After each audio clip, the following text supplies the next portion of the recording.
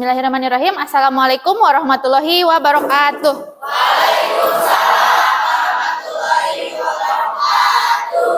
Gimana kabarnya hari ini? Alhamdulillah. Alhamdulillah ya. Hari ini kita kembali bertemu lagi dalam pembelajaran sejarah Indonesia. Alhamdulillah semuanya dalam keadaan sehat walafiat. Sebelumnya kita juga harus terlebih dahulu mendoakan saudara-saudara kita yang terdampak bencana gempa di Cianjur. Sekaligus dengan doa sebelum belajar. Silakan untuk KM memimpin doa. Ya, sebelum belajar, kita berdoa dalam hati. Mulai. Sebelum masuk ke pembelajaran, Ibu mau cek dulu kehadiran siapa saja yang hadir hari ini. Tanggal 23 bulan 11 ya. Abdul Majid, Ainur Aini, Aib, Suci, Pina, Yosi. Pembelajaran hari ini, kalian lihat background yang ada di belakang? Lihat gambar di depan, ya. Ada yang tahu ini foto siapa? Bapak Insinyur. Presiden pertama Indonesia yaitu Insinyur Soekarno, IR Soekarno. Kemudian satunya lagi Soeharto, ya. Jadi ini adalah potret foto Presiden pertama Indonesia dan Presiden kedua Indonesia.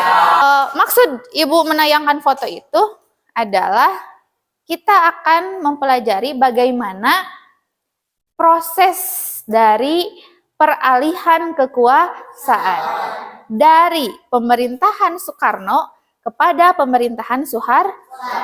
Ya, pemerintahan Soekarno kita kenal dengan masa atau zaman Orde Lama.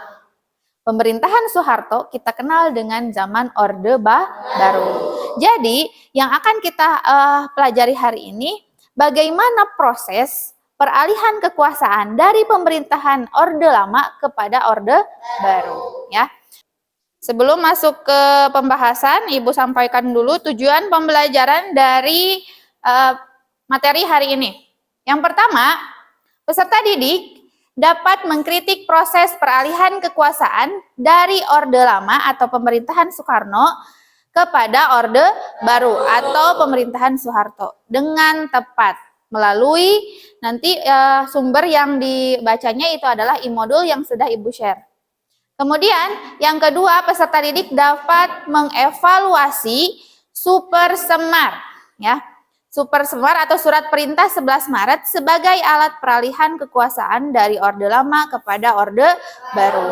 Dan yang ketiga, peserta didik mampu menyajikan hasil evaluasi melalui presentasi kelompok.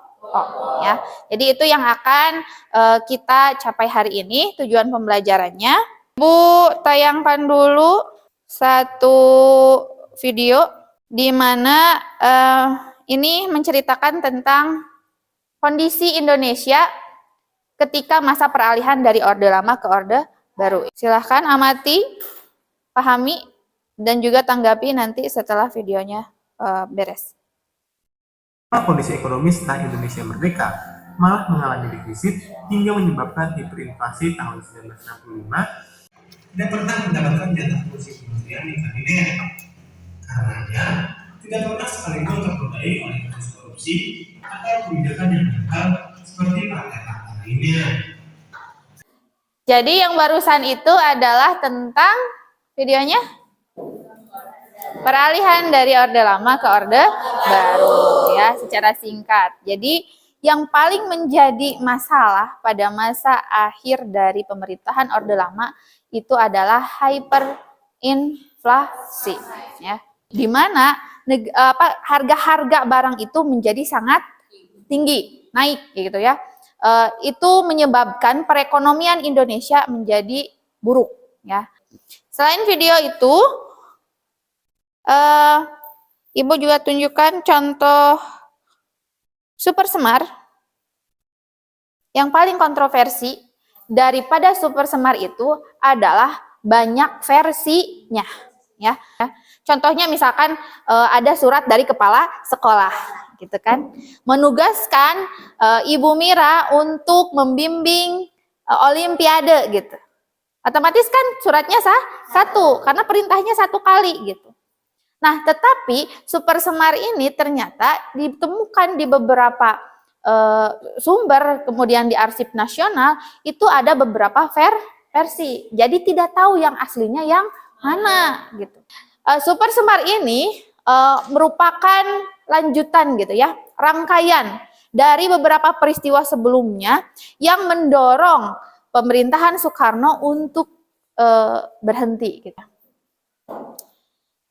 Ibu mau tanya dulu.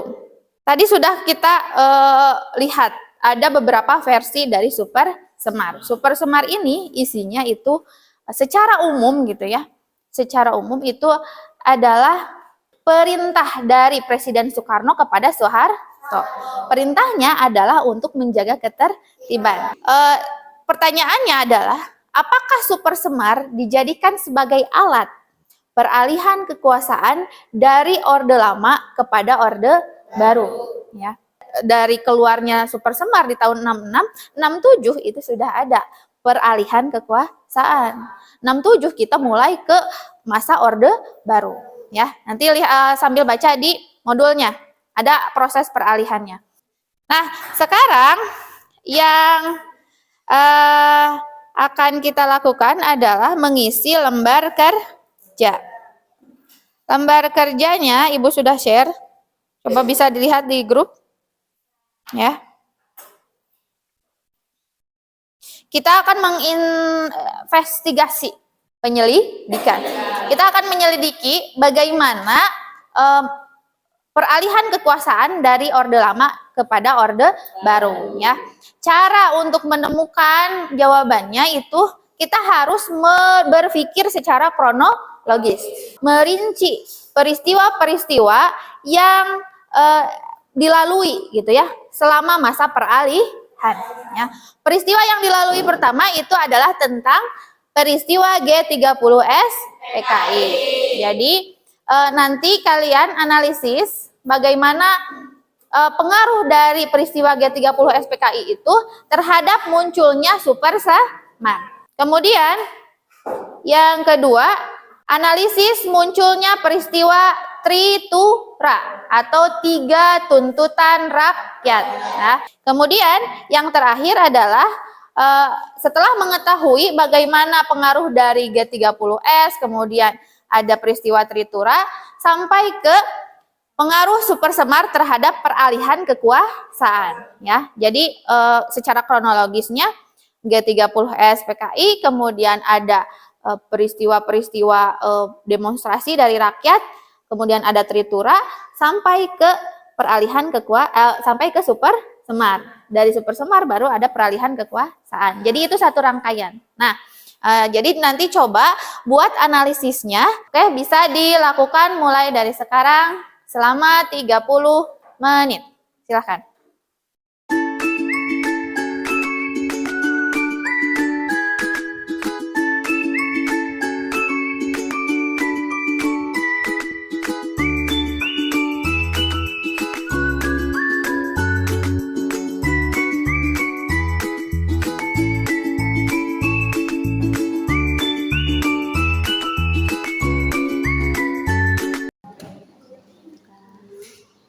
Menganggap Soekarno itu tidak bertanggung jawab pada peristiwa gitu.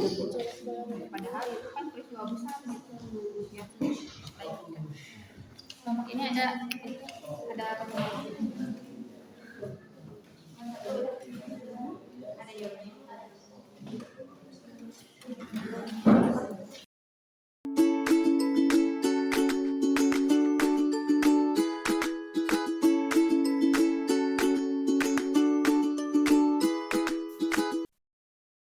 Baik, kita mulai diskusi untuk presentasi untuk masing-masing kelompok. Dimulai dari kelompok 1.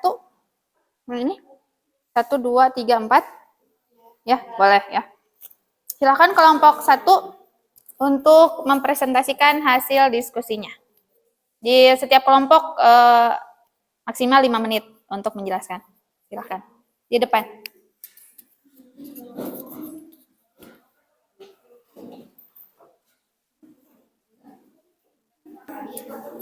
Pegang. Coba bukan aja.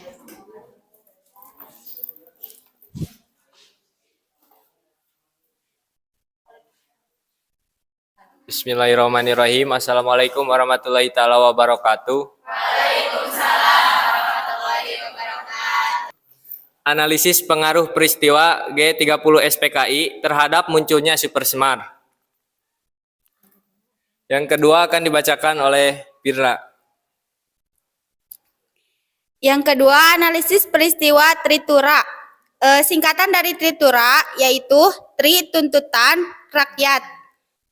Yang selanjutnya akan dibacakan oleh Suci. Untuk ketiga, pengaruh Super Semar terhadap peralihan kekuasaan Orde Lama sampai Orde Baru.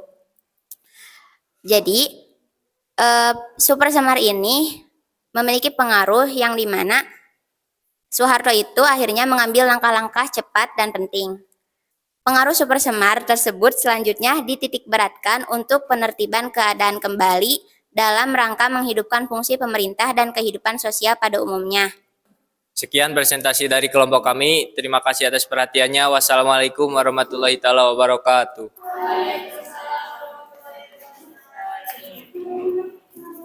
Bagus ya untuk kelompok 1. Selanjutnya kelompok 4. Silakan kelompok 4 turun kakinya.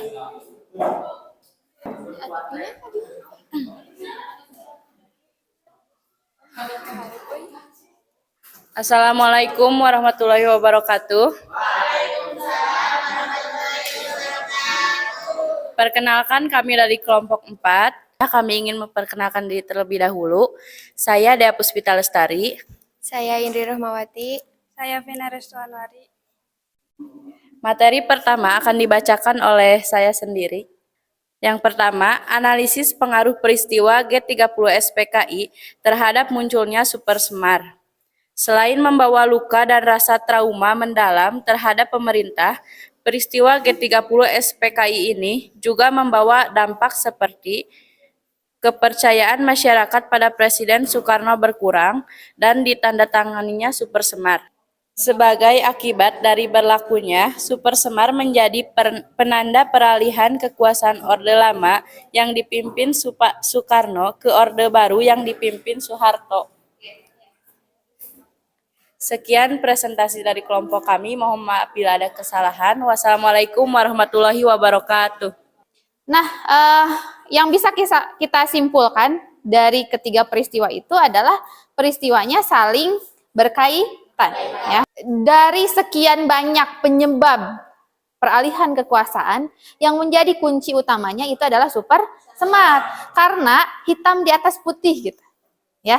Nah, Super Semar itu dianggap sebagai salah satu alat gitu kan, bahwa Soeharto menjalankan pemerintahan atau menjalankan perintah dari Soekarno itu karena ada kekuatan dari Super Semar. Ya. Itu posisi dari Super Semar gitu. Oke, ada berapa 10 menit kita akan coba lagi melakukan kuis. Silahkan buka linknya, kemudian isi dengan cara menarik jawaban yang benar ke kolom yang kosong gitu. Jadi jawabannya dijodohkan. Sudah banyak yang benar semua ya? Berarti bagus. Oke, sekian untuk pembelajaran hari ini.